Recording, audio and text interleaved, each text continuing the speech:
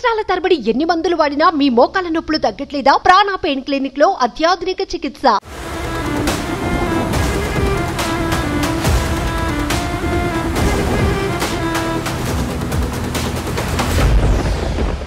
Welcome to Suman TV. భారీ వర్షాలతో ఇవాళ ఉదయం నుంచి ఉమ్మడి నల్లగొండ జిల్లా పైన వరుణుడు విరుచుకు పడుతున్నాడు. వరద గండమై చుడిగుండంలా ఊళ్ళను చుట్టుముడుతోంది. ముఖ్యంగా సూర్యాపేట జిల్లాలో పరిస్థితి చాలా భీతావహంగా ఉంది. అక్కడ వాగులు వంకలు పొంగి పొర్లుతున్నాయి. మూసీ నదిలోకి కూడా అక్కడ మూసీ ప్రాజెక్టులోకి భారీ ఎత్తున నీరు వచ్చి చేరుతుంది. అయితే విజయవాడ హైవే రోడ్ నెంబర్ జాతీయ రహదారి 65 పైన అనేక చోట్ల సూర్యాపేట నుంచి విజయవాడ మధ్య రాకపోకలు పూర్తిగా నిలిచిపోయాయి.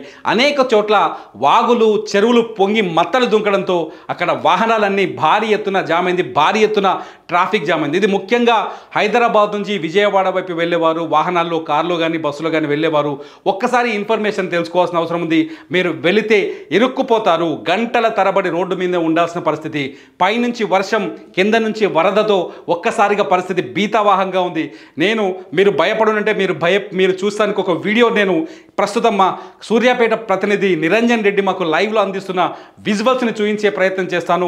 ఒకసారి చూడండి. ఈ విజువల్స్లో పరిస్థితి ఎంత హార్డ్గా ఉందో, ఎంత భయానకంగా ఉందో ఒకసారి అక్కడ ఆ సీన్ని వివరించే ప్రయత్నం చేస్తాను. ఇటు చూడండి. ఇది నల్లబండగూడెం, కోదాడ సమీపంలోని సూర్యాపేటలోని నల్లబండగూడెం దగ్గర సీన్. ఇది విజయవాడ హైవే పైకి నీళ్ళు వచ్చాయి. ఒకసారి విజువల్ చూడండి. విజువల్లో నీళ్ళు ఎలా ఉన్నాయో. ఇదంతా మీరు హైవే మీద వెళ్తున్న ఈ గుళ్ళు ఎంత రెగ్యులర్గా మనం చూస్తున్న ప్రాంతమే, చూస్తూ వెళ్ళే ప్రాంతమే. ఇటు పెట్రోల్ బంక్ పక్కనే ఉన్నాక ఒక కుంటలోకి నీళ్లు భారీ ఎత్తుగా వచ్చి రోడ్డు పైకి వాటర్ వచ్చేసింది. చూడండి, ఒకసారి చూడండి. ఇక్కడ ఆర్టీసీ బస్సు ఒకటి వాళ్ళ నీళ్ళల్లో ఆగిపోయింది. ఇక్కడ ఆగిపోయింది. ఇది విజయవాడ వెళ్తున్న బస్సు. దీన్ని కాపాడడానికి ప్రొక్లైనర్ తీసుకొస్తున్నారు. ఇక్కడ స్థానికులు కొందరు నిల్చున్నారు. ఇక్కడ ఇటువంటి సిచ్యువేషన్స్ సూర్యాపేట నుంచి విజయవాడ వరకు ఇటువంటి సీన్స్ చాలా ఉన్నాయి. ఇటువంటి సిచ్యువేషన్స్ చాలా ఉన్నాయి. విజయవాడ పైన ప్రస్తుతానికి రహదారి రాకపోకలు నిలిచిపోవడంతో ఇక్కడ నార్కట్పల్లి నుంచి అద్దంకి మీదుగా, మిర్యాలగూడ అద్దంకి మీదుగా విజయవాడకి వాహనాలు మళ్లించే ప్రయత్నం చేస్తున్నారు.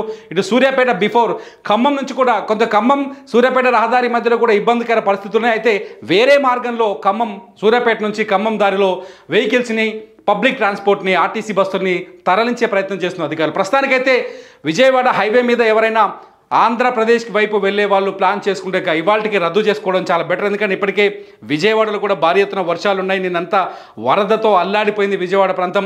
ఇవాళ సూర్యాపేట, కోదాడ పరిసర ప్రాంతాల్లో పరిస్థితి దారుణంగా ఉంది. కోదాడలో అయితే అత్యంత భీతావాహ పరిస్థితి.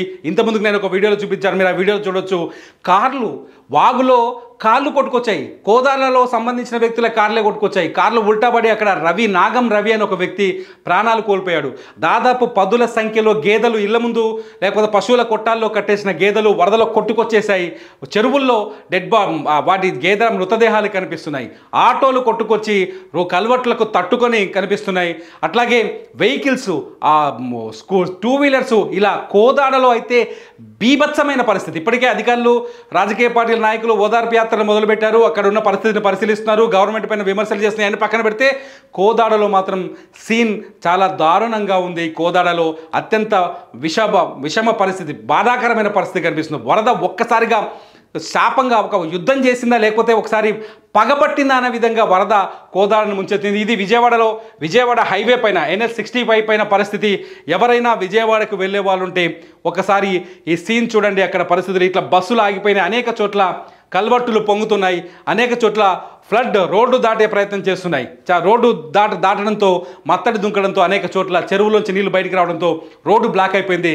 విజయవాడ వైపు వెళ్ళే వాళ్ళు కొంచెం జాగ్రత్తగా ఉండండి. అటువైపు ఇవాళ ట్రావెలింగ్ ఉంటే మీరు వాయిదా వేసుకోండి.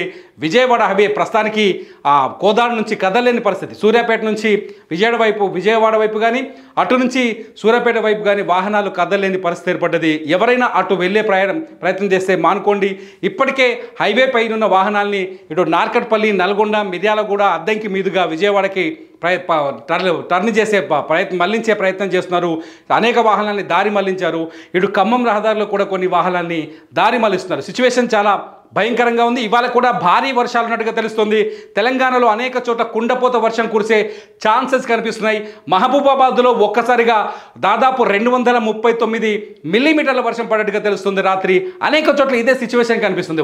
ఉమ్మడి వరంగల్ జిల్లాలో అనేక చెరువులు కుంటలు పొంగిపడుతున్నాయి. ఉమ్మడి వరంగల్ జిల్లా నుంచి కూడా వరద ఉధృతి పెరుగుతోంది. మొత్తంగా సిచ్యువేషన్ చాలా బ్యాడ్గా కనిపిస్తుంది. ఇవాళ దూర ప్రయాణం చేసుకునే వాళ్ళంతా వాయిదా వేసుకోవడం బెటర్. మీ ఊళ్ళో ఏదైనా వరద ప్రభావం ఉండి ఏదైనా నష్టపోతే మీరు మా వీడియో కింద కామెంట్ చేయండి. మీ ఊరికి వచ్చి మేము రిపోర్ట్ చేయడానికి ట్రై చేస్తాం. చూస్తూనే ఉండండి సుమన్ టీవీ.